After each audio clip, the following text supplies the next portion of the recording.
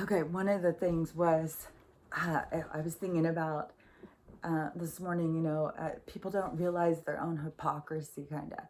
Like, everybody wants to sit there and think, like, oh, rich people, they just hoard all the money. They just make things harder. And, oh, I hate money and I hate people that hoard money and stuff like that. And then it comes down to they think that there's not going to be enough toilet paper or something. Then all of a sudden, the hoarder in them comes out. And they're going to keep all the toilet paper. We're going to get all the toilet paper. I mean, were they stopping and asking people, when they're fighting in the stores over the toilet paper? Were there people who were, I don't have any toilet paper at home. I just need some. And these other people, I don't care. I'm keeping all the toilet paper. Were the people lying to get toilet? I mean, didn't bring out the best in people at all. But for me, uh, a lot of stuff like that, I have it sent to my house because I live rural, and when you live in the city, it's easy to just like, oh, I need toilet paper. I'm just going to run over here. I'm going to get shampoo, all that stuff. You can just go to all these different places. When you move out rural, it's not like that. So I have a lot of stuff I get sent. I go through Grove, and they'll send like my toilet paper, my laundry detergent, whatever, stuff like that. And I could do it through Target or whatever. Who knows? Grove, it seems like it is a few people. They seems like, send you personal messages and stuff. It seems like some group of people trying to start a business, and it's a handy one for me. So as soon as I had just gotten toilet paper, I think, enough for a normal month or whatever. And then they had put limits, like you couldn't get any toilet paper. They were sold out. It was sold out everywhere. People who I knew who were going trying to get toilet paper couldn't find toilet paper. It was like this toilet paper freak out. And I kept saying, yeah, but if there's no toilet paper, why do we need to panic? If there's no toilet paper, think of something else. I mean, toilet paper wasn't invented. People were going to the bathroom a long time ago, way before toilet paper. I mean, we will live without toilet paper. Like, think about it. Think it through. What's other options? So I started coming up with other options. And I know there was a lot of people who were like me who started, because I started hearing people talk about it. So there was, people who did use some logic and considered other options of ways to clean themselves. But yeah, some people, it just didn't bring the best out in them. And that's what this whole thing has kind of been doing. It's making you have to see yourself for who you are. If, are you somebody who's bully? Are you somebody who's going to call people names if they don't agree with you? Are you somebody who is biased? Like, it's easy to lead you with your biases. It's one of the biggest things I've seen too, is how the people's own biases is really what's getting in their way of being able to see the truth. Like, you have to. This is going to be a hard look for a lot of people. A lot of people don't want to see their whole selves. But so the toilet paper was enough, but then the people who started beginning policing each other and stuff, like, I'm not breathing germs. I can't fly germs over into your mouth, into your eyes. I mean, if you start getting phobic about germs, then you start, can't you just look at somebody who's got a phobia about, there's germs on a doorknob, there's germs on there, there's germs on here, or, it becomes super hyper focused on germs. It's the same thing as like somebody who's scared of spiders. It's like it gets bigger and bigger, like this tiny little thing with some creepy legs that moves fast is not going to hurt you. You can kill it in a swat. But people are deathly afraid of them. It's a phobia, and that's what's happening now with germs. People's fear and their phobias have just gotten like out of control. And I don't think that they even realize how OCD and crazy it has become, where people start telling one another, yelling at each other, chasing each other. down to tell somebody what they need to do. It's like, if you're scared of their germs, go further away from them. I mean, I would think anybody who's going around is very aware. I think everybody has sense enough to know, like, if I don't feel good, I should probably stay home.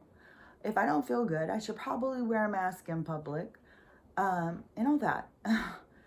How is it that we have where people are, they're all so worried about, if somebody doesn't feel ill and they go out and they give you an illness that doesn't make you feel ill, then what is the fear? I mean, you're building up your immunity. I understand that there's a lot of people saying they're having more serious side effects from this and stuff, but that is something inside their own bodies.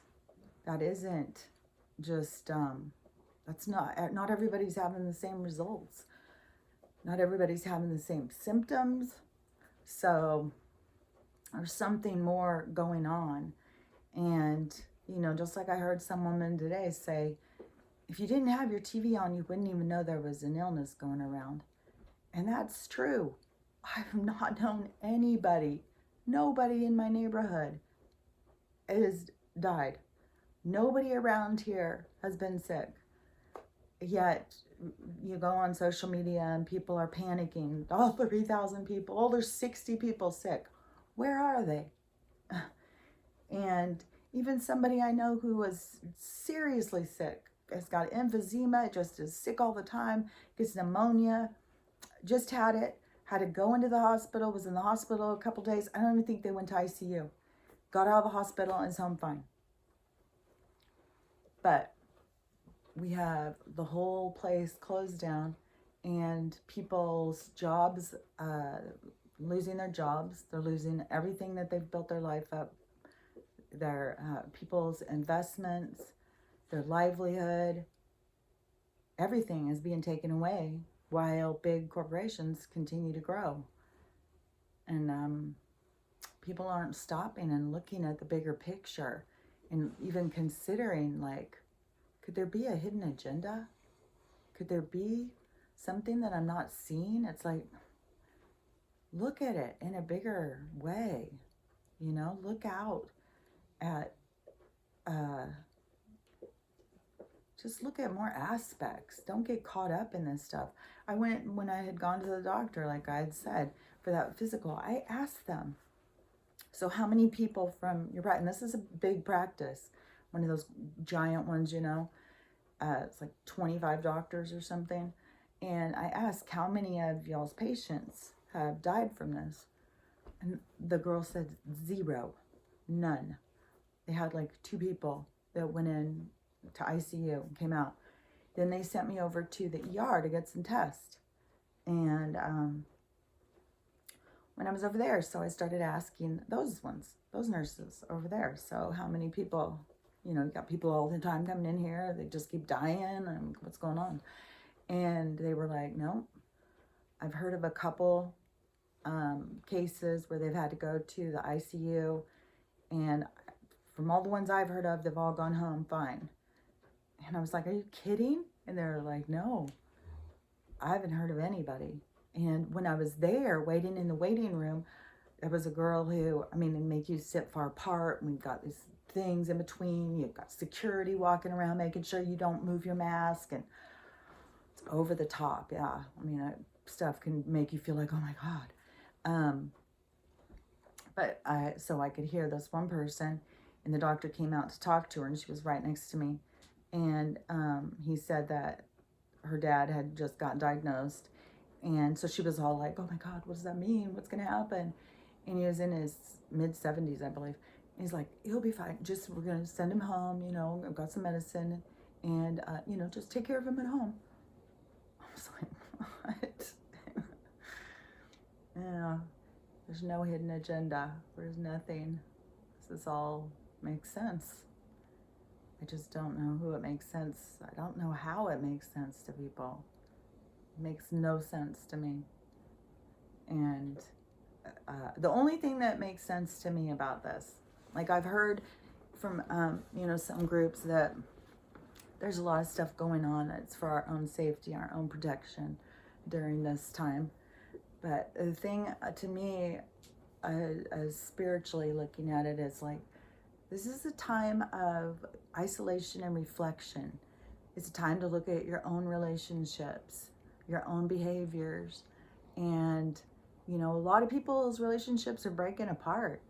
And it is more of people taking relationships more serious. I think more people are starting to take everything more serious. Like when you start having these awakening moments, insightful times, these epiphanies and stuff, suddenly empty sex is just empty sex.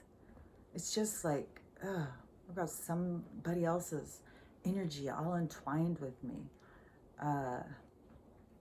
There's just a lot of people who started seeing like, why am I in this relationship? I can't believe how many relationships during this time I've heard of breaking up. So many. And I had heard about domestic violence being way up, alcohol consumption, that when you go down the street on recycle day, the recycle bins are just full of alcohol. I was in the grocery store one day, and it was earlier on in this whole thing. Now you go out and you see so many people with those big full face masks on, like a boy in the bubble suit was going to help them stay safe. And so this guy had this whole big face shield on. It was right after it was said that maybe we should wear face shields, cover your eyes, cover everything. So it was the first one I had seen, and I was just like, oh my God. And his whole cart, entire cart, was full of alcohol. It was like, dude, while you're trying to save yourself from getting this flu, you're killing your liver. I don't know how that makes sense. But I think that a lot of this illness is about us looking at our own health and taking care of ourselves. Thinking about it, how do we feed ourselves? How do we go to sleep when we're tired? Where are we pushing ourselves? When are we taking time for ourselves? Are we relaxing? Those are all the things, you know, instead of pointing your finger like, don't get me sick, don't get me sick. You know, everybody stay away, don't get me sick. It's like, if you were taking care of yourself, you wouldn't have to worry about someone else getting you sick.